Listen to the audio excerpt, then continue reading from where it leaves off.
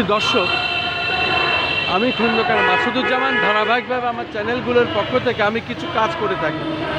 সেই কাজের ধারাবাহিকতায় আজ একজন অটো চালক, সে জন্ম প্রতিবন্ধী, তার কাছে আমি জিজ্ঞাসা করব বাংলাদেশে মাদক নিয়ন্ত্রণ কিভাবে করা যায় এবং মাদকের উপরে বাংলাদেশ ভাসছে, এর থেকে আমাদের রেহাই পেতে হলে কি করতে হবে, আপনি কি মনে করেন?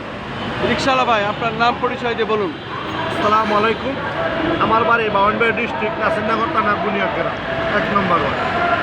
মাদক হইল হিসাবে কইলাম, মাদক ফার্স্ট টাইম করলে মাদক এরা নিজে চলে যাবে। এই আইনটি সরকারে করতে হবে। প্রত্যেক সরকারে কী করতে দিব, কোনো ধরনের নেশাখোর সরকারি চাকরি দেওয়া যাবে না, কিন্তু গাড়িও যাতে কোনো নেশা করে গাড়ি না চালা। হ্যাঁ, তারপর ফার্স্ট টাইম নেমে যে এক আইন গেল, দ্বিতীয় আইন হইল যে দেশ নিয়ে বলি, দ্বিতীয় আইন হইল তোমার যে বাংলাদেশের ভিতরে, দ্বিতীয় আইন হইল তোমার করতে হইব যে ভালো ভালো ডিস্ট্রিক্টের এমপি মন্ত্রী চাকরি দিতে হইব বলে কোনো ধরনের নেশাখোর যাতে বাংলাদেশ না থাকে। নেশাখোর চাকরি না দিলেও তো নেশাখোর থাকে না। সরকারি চাকরি 70-95 জনের নেশাখোর, আমি গ্যারান্টিতে দেখাই দেব।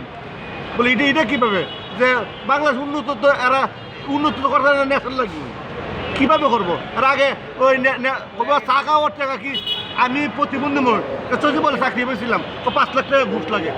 বলে সাবানের টাকা কি 5 লাখ টাকা লাগে?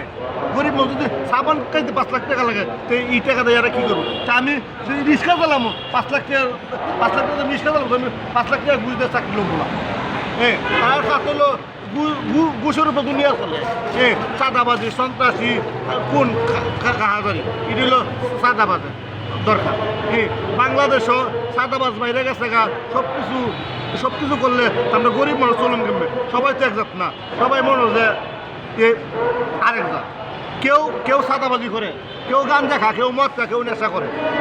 তা আমরা তো মনে চাই সুন্দর পরিবেশ, 5 ওয়াক্ত নামাজ পড়ুক, আল্লাহ বিল্লাহ করুক,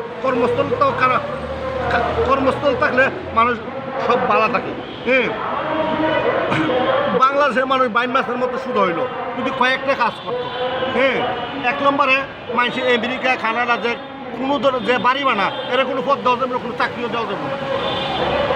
চাকরি যদি আমেরিকা, কানাডা বা যে বাড়িতে যদি চাকরি করে দুর্নীতি করে দেশের বাইরে ভাগবো, এরা আর পাবেন কই? 2 নম্বর গেল। 3 নম্বর গেল যে দুর্নীতি করে এরা চাকরিটা বরখাস্ত করে দিচ্ছি। 4 নম্বর হইল যে পুলিশ প্রশাসন যেটি দুর্নীতি করে পাইলে আর বলে তুই বাপ।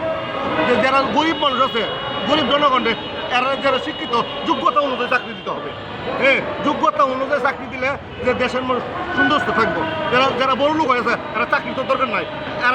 এরা টাকা থাকলে এই যে এমপি মন্ত্রী, 300 এমপি মন্ত্রী, 600-700 বাড়ি মানে আমেরিকা অত বাড়িতে কী করুক? একটা বাড়ির তো আমরা থাকতে পারি না। 600-700 বাড়ি কি চুক্তিটা পারবো? এটি দরকার নাই, একটা বাড়ির যথেষ্ট। আর যারা রাস্তাঘাটে মানুষ টুকা ইরুঞ্চি থাকে, আর কর্মস্থল দেওয়া যায় ভিক্ষা করলে। বলে না তোরা রাস্তা থাকতে পারে। এরার তো দায়িত্ব ইচ্ছা করলে সরকার। এরা যদি ইরুঞ্চি যে কর্মস্থল দিতে পারে, ইরুঞ্চি করে বলে তোরা আমি সব কিছু দায়িত্ব দেবো, তোরা এই রাস্তাঘাট চলতে পারতে, তোরা বাড়ি দিব, ঘর দিব। মানুষের যে বাড়ি ঘর না দিয়া ওই যে রাস্তাঘাট থাকে কেন? এরা যেমন বাড়ি নাই, ঘর নাই, কোনো কাম করতে পারে না, ওই ইরুঞ্চি করে, টুকাইবাজি করে, ইটা করে এরা পেটটা চালা। তো ইডি না যদি করতো, দেশটা সুন্দর করতো না। ঠিক আছে, আপনাকে অনেক ধন্যবাদ। এই মাদকের বিরুদ্ধে সরকার কঠোরভাবে কাজ করছে, প্রশাসন কাজ করছে, যাতে বাংলাদেশে আর নেশাখোর না থাকে, আর নেশা বিক্রি না করে, এবং সমস্ত লাইসেন্স বাতিল করতে হবে, মদের লাইসেন্স। তাহলে পরে নেশা অনেকটা বন্ধ হবে, মাদক বন্ধ হবে, আস্তে আস্তে ঠিক হয়ে যাবে আমরা মনে করি।